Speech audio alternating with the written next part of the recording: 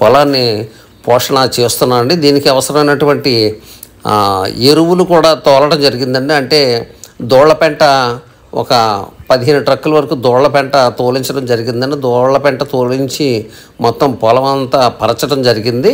అలాగే కొన్ని రసాయనిక ఎరువులు కూడా ఈ పొలానికి వెంటనే మనం సిద్ధం చేయడం జరిగిందండి. ఇదండి పొలంలో చేస్తున్న పనులు.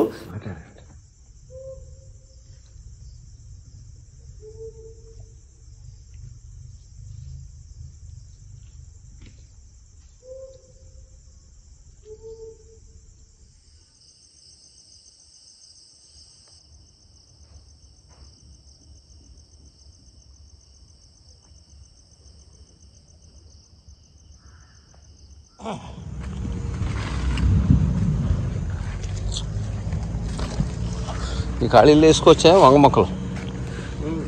మొక్కలు బొబ్బాస్ మొక్కలు బొబ్బాసి పెట్టండి. బొబ్బాస్ పెడదామా?